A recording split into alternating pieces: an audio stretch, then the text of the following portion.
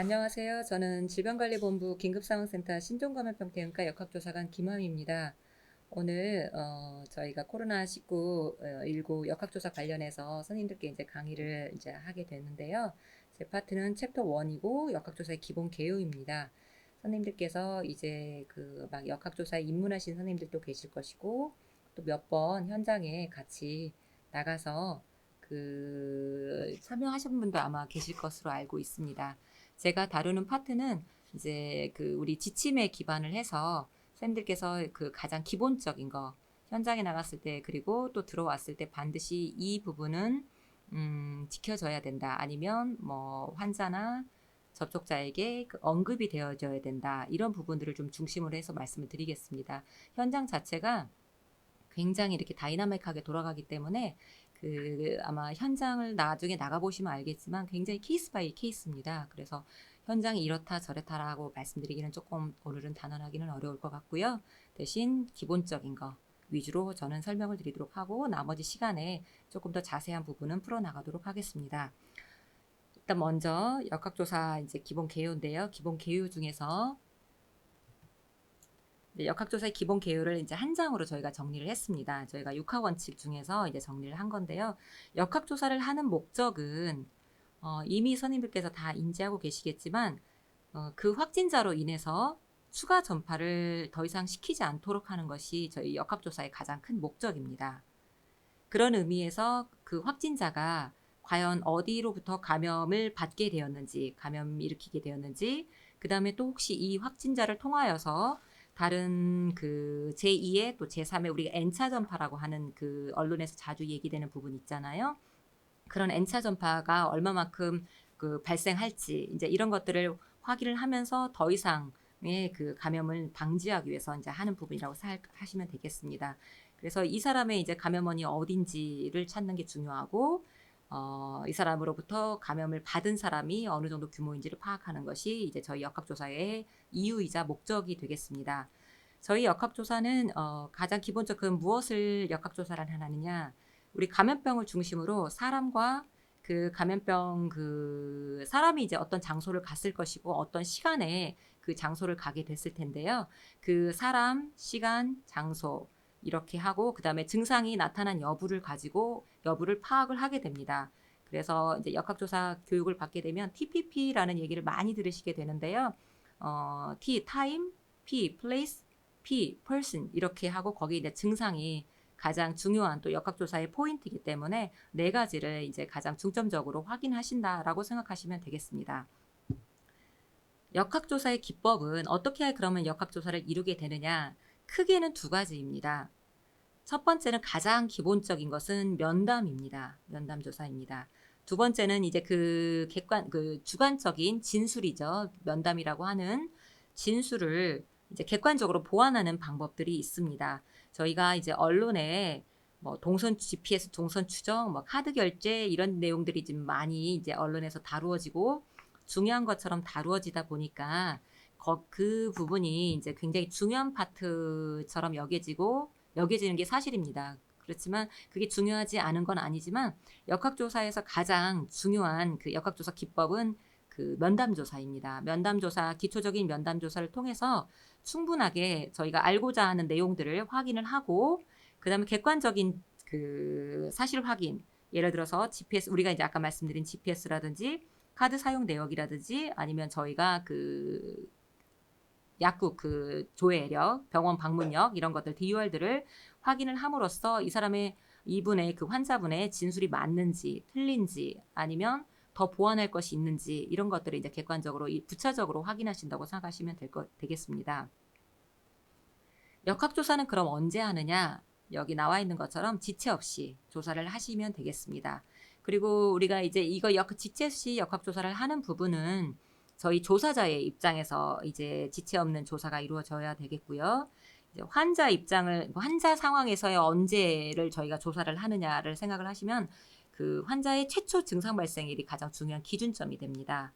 무증상자들이 이제 워낙 많기 때문에 무증상자들은 이제 저희 지침에 검체 채취일로부터 -2일, 그래서 검체 채취일이 기준이 되게 됩니다. 진단일이란 표현도 있고 이제 이런 표현들이 검체 채취일에 대해서 있는데요. 검체 채취일, 진단일이라고 하더라도 검체 채취일이라고 생각하시면 되겠습니다.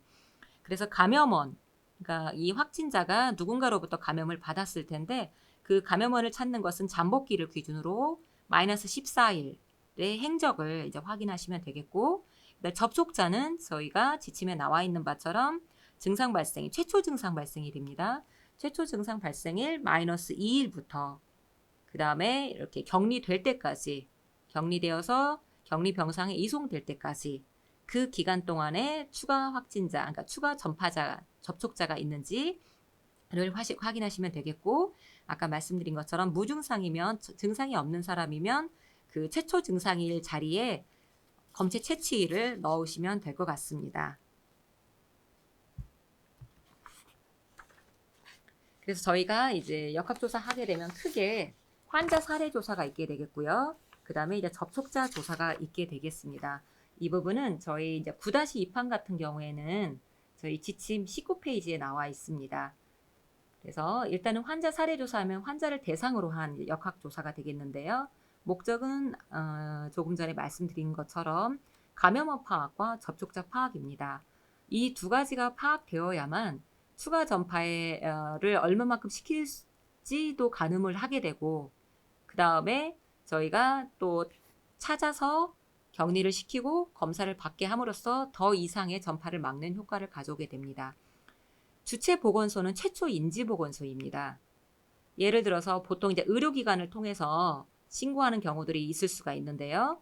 만약에 주소지가 다르다 하더라도 다른 경우에는 의료기관에서 신고를 하게 되면 그 의료기관 관할의 최초 인지 보건소가 대응의 사례 조사의 대응의 주체가 된다고 생각하시면 되겠습니다. 시기는 아까 개요에서 말씀드렸던 것처럼 확진자 인지 시, 지체 없이 이제 가급적 24시간 이내라고는 되어 있지만 가능하면 인지하는 즉시 움직여 주시는 것이 움직여 주셔야 될 것 같습니다. 왜 그러냐면 나중에 이제 그 지자체 입장에서도 그렇고 이게 이제 언론에도 굉장히 많이 일찍 보도가 되고 그랬을 때 이제 이런 것들이 파악이 안 됐을 때 조금 선생님들이 곤란함을 당하실 수 있는 경우들이 생길 수 있거든요. 그래서 시기는 가능하면 빨리 진행을 하시면 되겠습니다.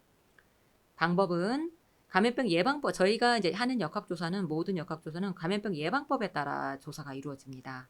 그 조사가 이루어지는 것들을 환자라든지 관련 기관, 저희가 이제 환자에 대한 면담도 이루어지게 되고 역학조사도 이루어지게 되지만 선생님께서 이미 뭐 언론을 통해서 뭐 쿠팡이니 어떤 뭐 특정한 기관들에 대해서도 굉장히 많은 얘기들을 들으셨을 거예요. 그래서 이렇게 환자와 관련자, 시설장에게 저희가 이제 먼저 구두로 그 고지를 하게 됩니다. 역학조사 하게 될 것이다. 이것들이 감염병 예방법에 따라서 이루어진다라는 것을 고지하시면 되겠습니다. 이런 것들은 선생님들께서 그냥 뭐 머릿속에 넣었다가 하시는 것이 아니라 저희가 서식 그 9-2판 같은 경우는 서식에 따라서 역학조사 사전 고지문이 있습니다. 그 사전 고지문을 역학조사가 이루어지기 전에 먼저 읽어드리고 그 내용을 전송드림으로써 그분들에게 역학조사의 그 내용을 전달드리시면 되겠습니다. 이 부분이 이제 이루어지지 않았을 때 나중에 이제 그 허위 진술이라든지 이런 부분이 있었을 때 이제 저희가 이제 요구를 못하게 되는 경우들도 있을 수가 있습니다. 그러니까 왜 허위 진술을 했느냐라고 얘기를 했을 때 허위 진술을 했을 때 하지 않아야 된다라는 걸 당신이 요구하지 않았다라고 말하게 되면 이제 사실은 좀 곤란해지는 상황들이 생길 수 있습니다. 그래서 감염병 예방법에 따라서 조사가 이루어짐을 말씀을 하시되 그 저희 지침 내에 있는 서식에 있는 역학조사 사전 고지문을 활용하신다고 생각하시면 되겠습니다. 사전 고지문은 9-2판 기준으로 봤을 때 서식 6에 있고 다음 슬라이드에서도 같이 보여드리도록 하겠습니다. 그리고 두 번째는 사례조사를 실시하시면 되겠습니다. 사례조사는 이미 사례조사서 역시도 지침에 나와 있습니다. 지침의 서식과 지침의 부록들을 참조하시면 되겠는데요. 사례조사를 실시를 하시면 되겠습니다. 그래서 가장 중요한 것들은 역학적 연관성과 증상 발생, 그리고 뭐 동거인이라든지 양산될 수 있는 접촉자의 규모, 이런 것들, 그 다음에 감염 경로, 이런 것들을 자세하게 적을 수 있도록 사례조사서가 이미 그 역시도 지침에 저희가 서식 7로 서식 7로 이미 그 수록이 되어 있습니다. 그래서 이 내용을 참조하셔서 급하게 생각하지 않으셔도 돼요. 천천히 여기에 맞는 조건에 따라서 하나하나씩 물어가시면 되겠습니다. 역학조사를 처음 시작하시는 경우에는 굉장히 좀 두렵기도 하고 마음이 급하기도 하고 그러다 보면 이제 중요한 것 위주로 당연히 역학적 연관성, 임상 증상 이런 것들이 중요하긴 하고 강조는 하는 게 사실이지만 그것에 이제 빠져 있다 보면 여기에서 저희가 또 그 부수적으로 봐야 되고 봐야 되는 내용들이 또 중요한 내용들도 있을 수 있거든요. 그런 것들을 놓칠 수가 있습니다. 그래서 급하게 생각하지 않고 편안한 마음으로 사례조사서, 기초역학조사서를 기본으로 이제 읽어 나가시면서 조사를 하시면 되겠습니다. 그리고 이 사례조사, 기초 사례조사서를 가지고 실시한 역학조사서를 가지고 이제 저희가 이제 그 시도미 질병관리본부로 지체 없이 보고해 주시면 되겠습니다. 보고할 수 있는 질병관리본부 사이트는 그 나와 있는 것처럼 그 저희 ISCDC를 이용하시면 되겠고요. 거기를 쭉 따라서 들어가서 기초역학조사서 확진 환자 부분에다가 이 내용들을 즉시 입력해 주시면 되겠습니다. 두 번째로는 이제 환자 사례조사서의 이제 범위인데 아까 두 번째 사례조사를 실시한다라고 되어 있었는데요. 환자 사례조사의 이제 범위입니다. 아까 앞에서 두 번째에서 사례조사를 실시한다라고 이제 말씀을 드렸는데 그 내용에 대한 해당한다고 생각하시면 될 것 같습니다. 그래서 감염원 및 감염 경로는 만약에 이 환자의 감염원이 분명하다면 그리고 감염 경로가 분명하다면 여기에는 너무 많은 시간은 들이지 않으셔도 될 것 같습니다. 그렇지만 이제 저희가 이제 요 근래도 많은 미분류 사례들이 나오고 있고 이런 경우에는 이제 감염 경로가 불분명하게 되면은 역학조사하는 입장에서도 그렇고 지자체 입장에서도 그렇고 굉장히 많은 부담감을 느끼게 되십니다. 그래서 이 부분에 대해서 이제 충실하게 조사를 해주셔야 되겠는데요. 이게 이제 그 좀 약간 그 시간의 어떤 발생의 트렌드에 따라서 조금씩 변화는 있지만 이제 저희 그 초기 코로나 바이러스 유행 초기 2월 달 같은 경우는 저희가 이제 우한 그 해외 방문력이 굉장히 중요했었습니다. 그렇지만 지금도 해외 방문력이 있는 경우들이 있습니다. 지금도 아직도 해외에서 유입들이 되기 때문에 해외 방문력이라든지 그다음에 기존 확진 환자의 접촉력, 그다음에 집단시설 또는 의료기관 종사, 그래서 의료기관에 가서 노출되는 경우들도 있을 수 있고 집단시설 내에서도 노출될 수도 있습니다. 그리고 국내에서 집단 발생 관련한 사례들이 있는데 이제 최근 같은 경우는 이제 수도권이라든지 이제 여기저기 교회를 통해서 많은 발생들이 있는데요. 그렇게 집단 발생 사례와의 혹시 관련성, 연관성이 있는지들을 조사하시게 되겠습니다. 여기는 시간적으로 봤을 때는 저희가 감염원이기 때문에 잠복기 동안 노출, 증상 발생 14일 동안의 역학적 상황을 고려한 정보 파악이라고 되어 있지만 14일을 다 기억하기가 쉽지가 않으십니다. 그래서 팁을 드리자면 만약 감염원을 반드시 미분류 사례고 감염원 파악이 굉장히 중요하다라고 판단이 되시면 이제 마이너스 6일부터 먼저 파악을 하시고 그 다음에 뭐 14일 이렇게 늘려나가 역으로 뒤로 이렇게 늘려나가시는 것이 도움이 될 것 같습니다. 또한 그 6일 동안도 만약에 특정하게 예를 들어서 뭐 8.15 그 행사가 있는 날이라든지 아니면 뭐 주말이 꼈다라든지 아니면 휴일이 꼈다라든지 그러면 그날들을 중심으로 혹시 이날은 그러니까 거기부터 물어보시면 될 것 같아요. 반드시 하루 전, 이틀 전, 3일 전 뭐 이렇게 물어가시는 것보다는 특정하게 뭐 어떤 좀 우리나라에 어떤 이벤트가 있는 날이라든지 이렇게 되면은 그날 혹시 어떤 일을 하셨는지 기억이 나십니까? 그리고 그날 어디 누군가에 뭐 만나셨던 거 기억이 나십니까? 이렇게 좀 접근해 나가시고 그 다음에 나머지 날들을 좀 메꿔 나가시는 방식이 좋으실 것 같습니다. 그 다음에 이제 감염원을 그렇게 조사를 하시게 되고 두 번째로 이제 접촉자 조사가 이루어지게 되겠는데요. 접촉자 같은 경우에는 이제 아까도 말씀드린 것처럼 증상 발생 마이너스 2일, 그다음에 무증상 감염인 경우에는 검체 채취일 마이너스 2일부터 격리 시점까지 그러니까 저희가 그 검사가 들어가게 되면서 자가격리가 이루어지게 되겠는데요. 이제 그것도 확인을 하셔야 됩니다. 격리 이제 검사가 이루어지면서 자가격리를 그 요청을 드렸지만 그때 안 지켜지는 경우들이 있거든요. 그래서 가능하면 국가진형 입원치료병상이라든지 생활치료센터라든지 이렇게 확진을 받고 이송하기 전까지 시간 동안 만난 분들에 대해서 가능하면 시간 단위로 확인하시면 좋은데 이거 역시도 여의치는 않으실 것 같아요. 그래서 중요한 이벤트 순서대로 먼저 확인을 하시고 그 다음에 아까 이제 이 부분들을 이제 세밀하게 아마 기억하기가 어려우실 수가 있기 때문에 이제 객관적인 자료로 보완이 가능할 것 같습니다. 그렇지만 객관적인 자료도 일단은 면담에서 어느 정도는 좀 틀이 좀 나와주고 중요한 뭐랄까 노출 장소 이런 것들이 어느 정도는 나와줘야지 이렇게 반드시 GPS라든지 카드 결제 내용만을 의지하기는 조금 그렇게 되면 시간이 오히려 더 좀 지연될 수가 있습니다. 그래서 면담을 좀 여유 있게 충실히 하셔야 될 것 같습니다. 그래서 이제 다음 장이 이제 사전 고지문인데요. 사전 고지문을 읽어주시기 전에 역학조사가 시간이 좀 오래 소요될 수 있다라는 것들을 우리 환자분이라든지 뭐 혹시라도 이제 접촉자가 이제 역학조사를 저희가 하는 경우들도 있는데 그렇게 좀 소요될 수 있다라는 거를 미리 말씀을 드리는 것도 좀 중요할 것 같습니다. 뭐 단 뭐 한 10분 이렇게 역학조사를 할 줄 알았는데 뭐 1시간 때로는 뭐 어떨 때는 1시간 반 이렇게 됐을 때 굉장히 이제 피로감도 높아지고 경우에 따라서는 이제 화도 내시고 그러십니다. 그래서 미리 사전 고지문 읽어드리기 전에 양해를 드리면서 시간이 조금 필요합니다. 그래서 지금 가능하신지를 여쭤보고 하시면 되겠습니다. 그래서 환자가 방문한 이제 장소를 중심으로 해서 접촉자 조사를 하게 되는데요.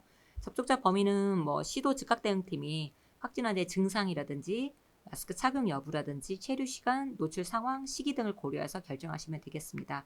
이 부분은 이미 지자체별로도 이제 어느 정도는 세팅이 좀 되어 있는 상황이십니다.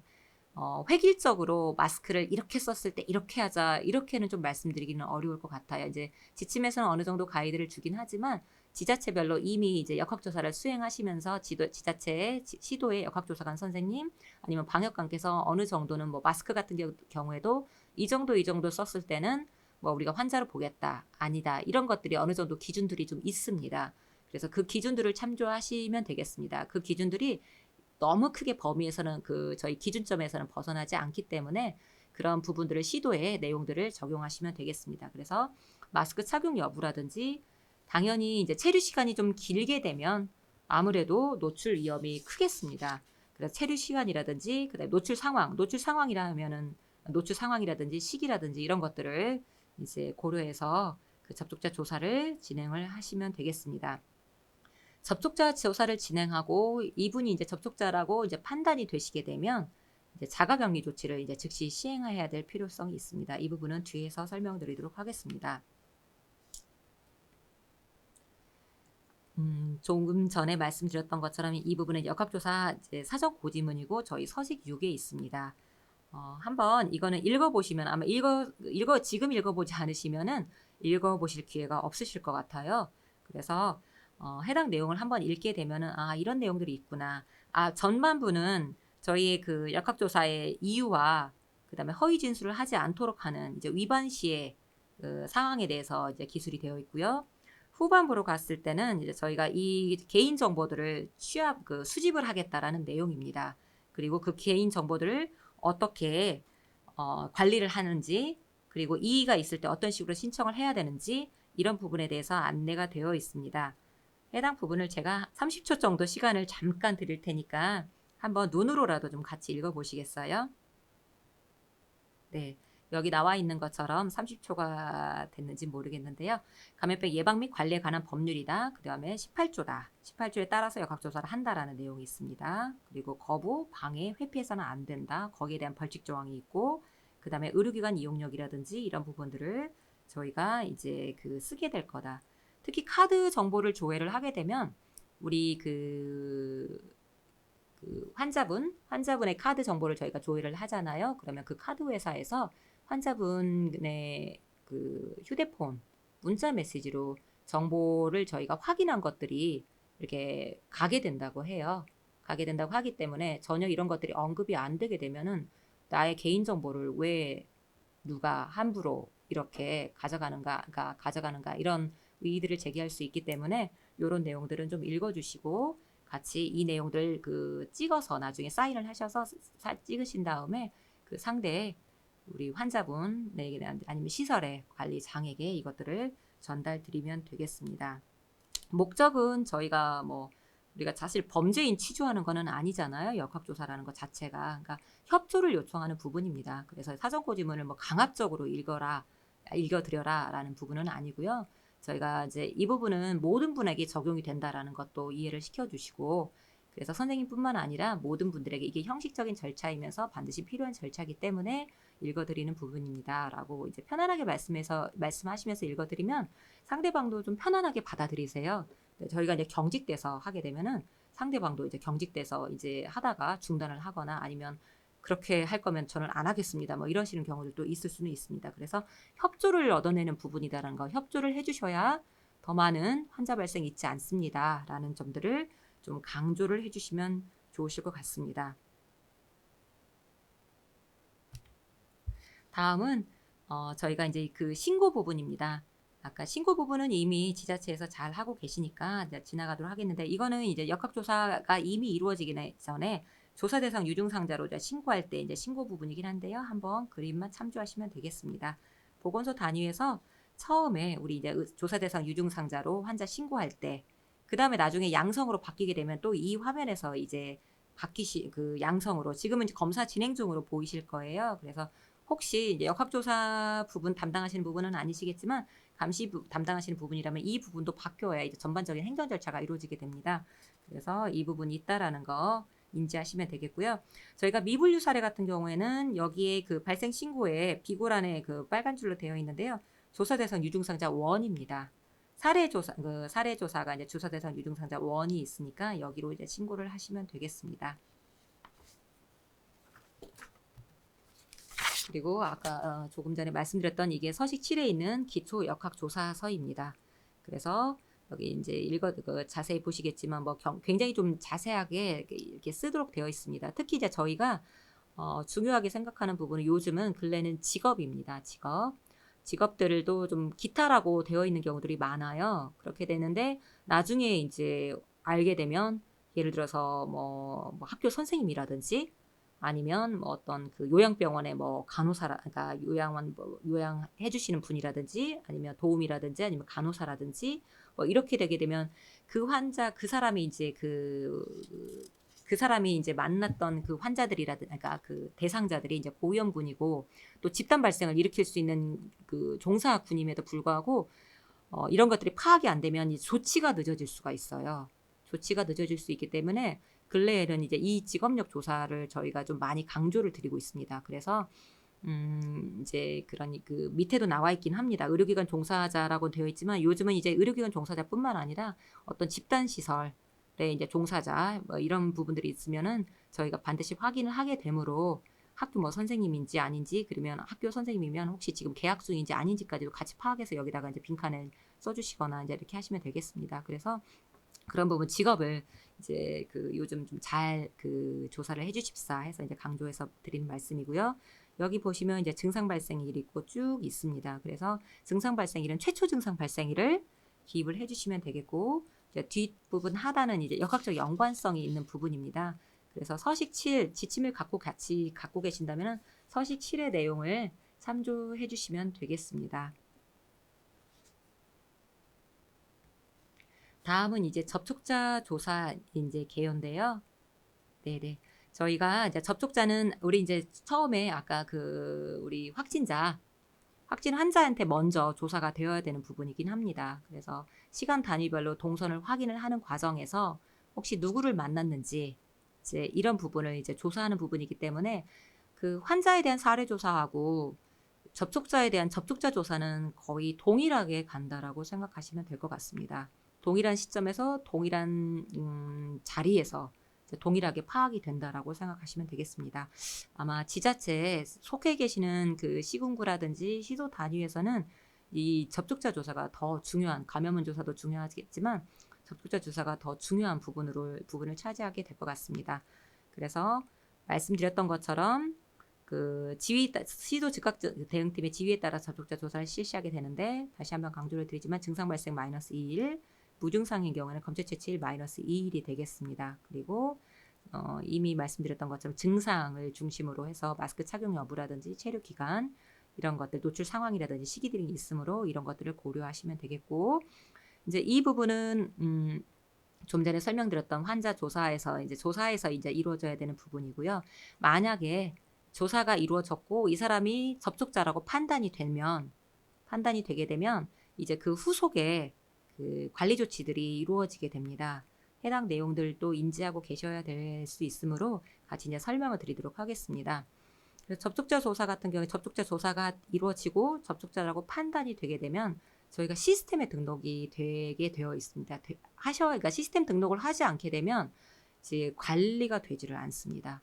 특히 이제 저희가 오송에 저는 이제 있지만 충청북도 오송 우리 지자체 선임들께서는 지자체 내용밖에는 못 보시잖아요. 근데 우리가 주소지가 다르다든지 이렇게 되면 이관이 되게 됩니다. 근데 이제 이런 시스템에 입력하지 않으면 이관 절차도 놓치게 되고, 그러면 접촉자 한 사람, 두 사람을 이제 놓치게 되면은 그 사람이 나중에 이제 확진이 되면서 이제 깜깜이가 될 가능성이 커집니다. 그래서 접촉자로 이제 파악이 된 사람이라면 반드시 시스템에 접촉자 명단을 먼저 입력을 하셔야 되겠습니다. 접촉자 명단은 우리 질병보건통합관리 시스템의 환자 관리, 거기 접촉자 관리에 있고요.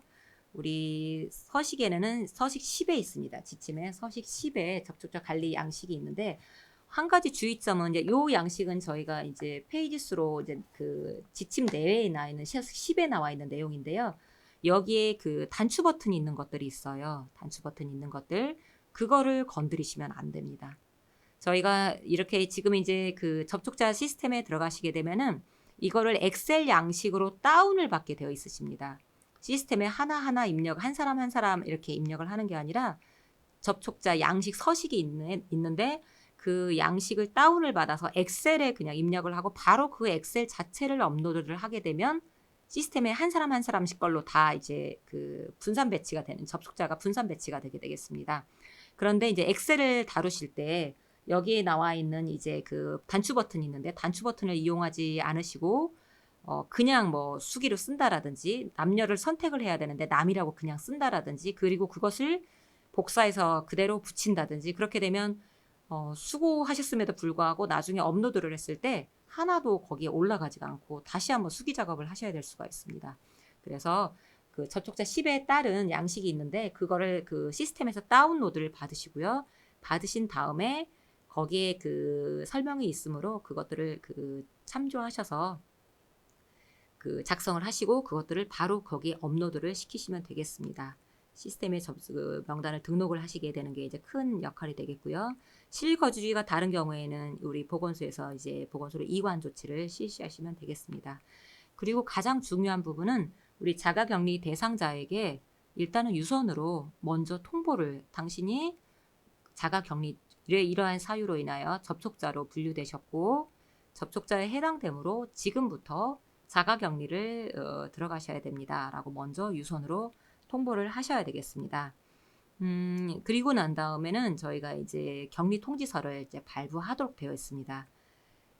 간혹 가다가 이게 그 격리 통지서가 늦게 발부되었고 유선은 이제 했지만 이렇게 늦게 발부되었을 때 본인들은 이제 만약에 이제 돌아다니고 그런데 이제 만약에 그게 이제 방역만 안에 잡혀서 본인이 이제 불이익을 당하게 되면 간혹 가다가 이렇게 서류로 주지 않았다. 그러니까 나는 그 지켜야 될 의무가 없다라고 말씀하시는 경우들이 있으세요.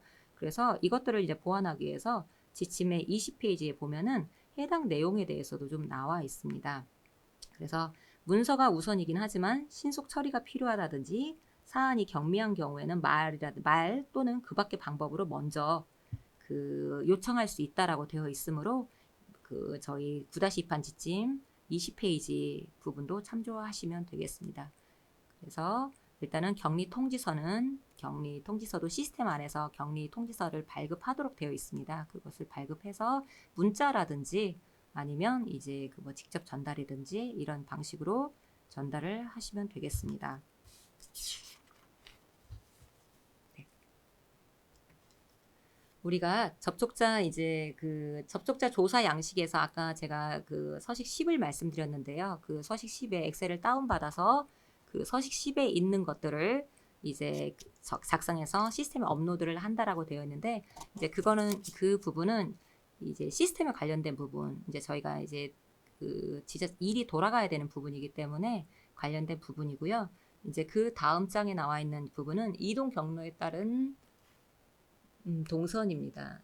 잠깐만요. 이렇게. 그래서 보통 많은 지자체들이 요 형식을 따라서 환자 접촉자를 조사하시고 있습니다. 그래서 앞에 시간 단위를 많이 써주시고요. 그 다음에 장소, 그 다음에 뭐 이동 수단까지도 있으시면 좋습니다. 왜 그러냐면 이동 수단을 통해서 접촉자가 발생할 수도 있거든요. 그래서 어떻게 이동하셨는지 이동 수단 그렇게 되면 만약에 택시를 탔다. 그럼 택시를 이용하셨던 우리 환자분까지도 이제 그 접촉자까지도 이제 접촉자의 관리 대상이 되겠습니다. 그리고 거기 가서 주로 했던 일들, 활동을 좀 조사하시면 되겠습니다. 친구 모임을 했다. 이제 첫 번째 줄에는 친구 수제 맥주집에서 친구 모임을 했다. 그렇게 되면 당연히 그 친구 모임한 접촉자들도 조사가 되어야 되겠습니다. 그래서 그 했다라는 게 중요한 게 아니라 그럼 친구 모임에서 그 누구가 모였는지까지도 조사가 되어야 될 부분입니다.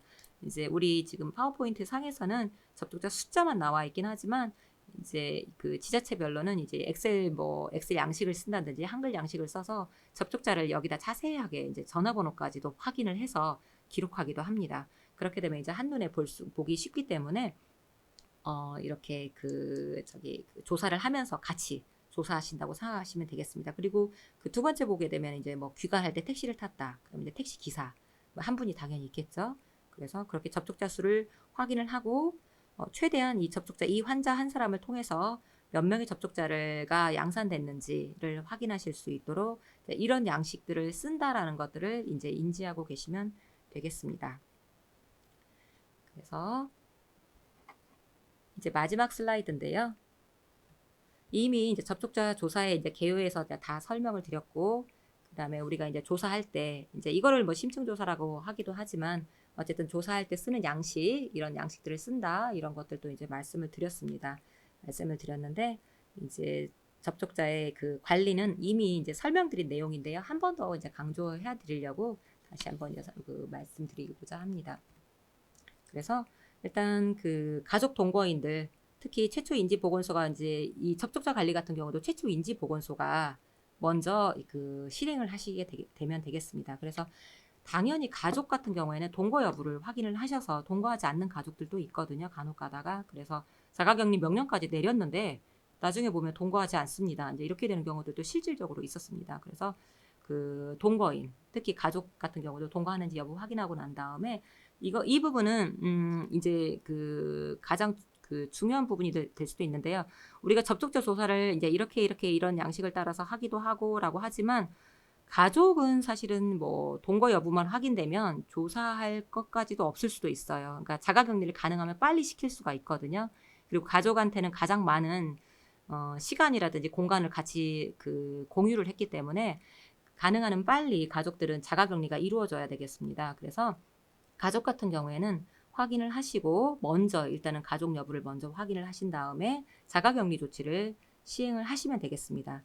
또한 가족 같은 경우에는 접촉자로 인지한 시점에서 이제 검사를 하고 격리 해제 전 검사도 추가 검사로 하도록 이제 되어 있습니다. 그리고 그 다음에 이제 가족 외에 가족도 당연히 이제 문자라든지 유선으로 통보를 하게 되겠고 가족에게도 동일하게 그 자가격리 통지서라든지 이런 부분들을 이용을 하셔서 그 안내를 하시면 되겠습니다.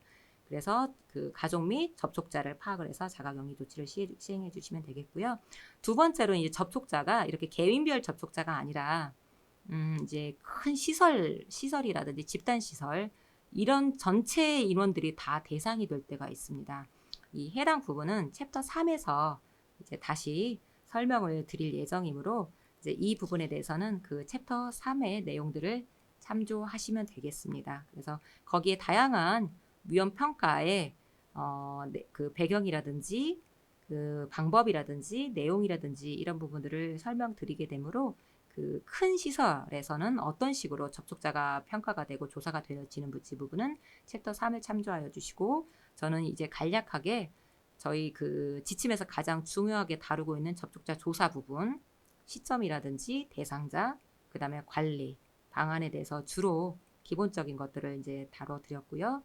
이제 3장에서 더 이제 그 들으시면서 큰 시설에서의 접촉자 노출자의 그 평가라든지 조사라든지 방법들을 이제 같이 듣는 시간들을 가지시면 되겠습니다. 경청해 주셔서 감사합니다.